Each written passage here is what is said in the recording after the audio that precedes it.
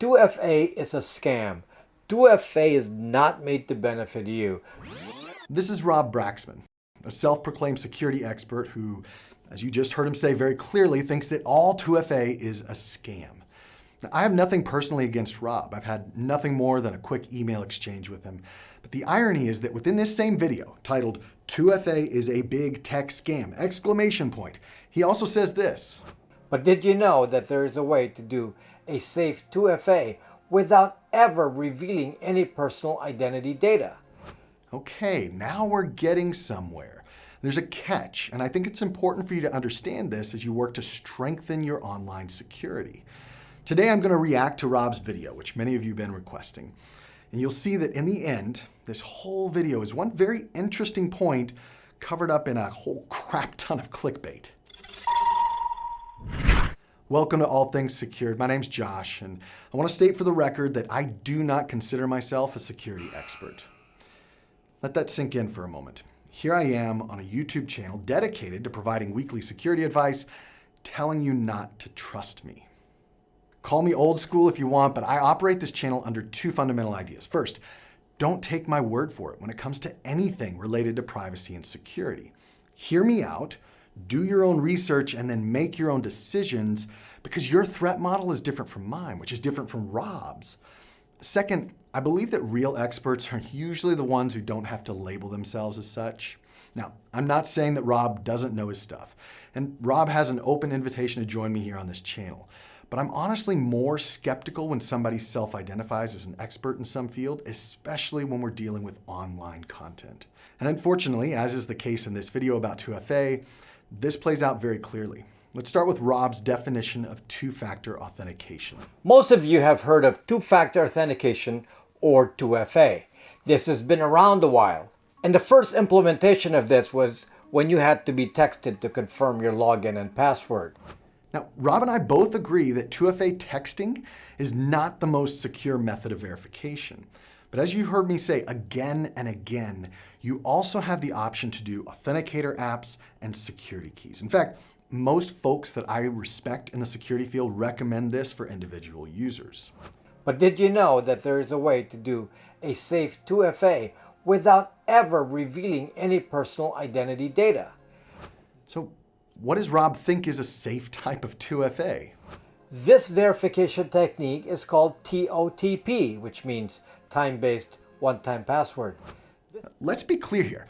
TOTP, that time-based one-time code that he mentions, is by any definition a type of two-factor authentication. I know Rob knows this, but what I'm not sure is whether or not he's intentionally trying to scare you by saying in no unclear terms, 2FA is a scam. When in reality, the magic solution he offers is, well, 2FA. Now, what I believe Rob is trying to communicate here, and something that I think is important for us to consider, is that big tech companies are having to get very creative in how they track us online and in real life. The old methods of cookies and GPS tracking are slowly being killed, and their business model relies on knowing who you are and what you want, no matter what screen you're looking at. What does this have to do with 2FA? Well, the most private kind of two-factor authentication is the kind that is independent from the service you're using. So in other words, you might not want to use a Google app on your phone to verify your Google Mail account on your computer. There's a fear that some companies might be using 2FA as a way to link your devices together despite any desire that you might have to keep them private and separate. And he seems to have a point here. I mean, if you secure your Gmail account with a 2FA key like I do, which I've talked about in previous videos and I recommend, the only way to access that Gmail account on my mobile device is to download Google's Smart Lock app. So whether you realize it or not, you're basically registering your phone with Google so that they can make that connection between your account and your devices. Perhaps that bothers you, or perhaps you don't care, but at least now you know that it's happening. But what if you don't use Gmail on your phones? Does Google force users to authenticate using a mobile device? I don't think so, but I'll be honest, I'm not 100% sure. At this point, you can use your phones to pay for things, to board airplanes, to keep your insurance cards, and eventually to hold our driver's license and maybe even more. And on this, Rob and I do see a similar future. Yes, your phone will be able to supply authentication at all times to validate your identity. But at each of those moments, big tech also gets confirmation of the activity you just did. As always, your future decisions will be based on whether you value security and privacy or whether you prefer convenience. Or maybe in some cases, we won't even have a choice. And this is definitely a little bit concerning, but is 2FA the best example of this? I don't think so. What I do know is that Rob's video on 2FA is purposefully sensational, and let me save you 25 minutes of your life by giving you these general principles to help guide you along. First, 2FA is not a scam. If you have the option to enable 2FA on one of your online accounts, I recommend you use it. If you have a problem with Google, with Apple, or with any other big tech company following you around, your problem isn't 2FA. It's your dependence on those particular companies and their products. Rob, if you're watching this, why are you using Gmail? Second, where possible, using a security key like YubiKey is a stronger form of 2FA than an authenticator app. I've already gone into detail about how you can set up your own 2FA key in this video that you can watch if you like next.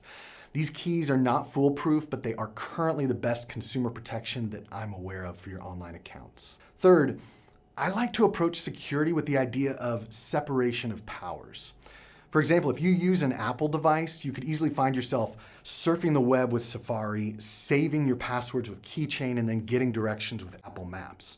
For the sake of any level of privacy, it's better to separate these tasks among different companies and softwares, such as the Brave browser, 1Password, and Maps.me, so that no one company has too much control of your data. And finally, with all respect to Rob, whom I don't know at all, be skeptical of anybody giving advice on the internet. Period. That includes me. Remember that being sensational is a great way to attract clicks and views, and independent creators are keenly aware that making a bold statement like 2FA is a scam, while simultaneously offering 2FA as a solution, unfortunately tends to result in viral videos and confused people. The only person being tricked really is you. If you found this video helpful, please give it a thumbs up and then take a look at this next video where I address the common question, why should I care about privacy if I have nothing to hide?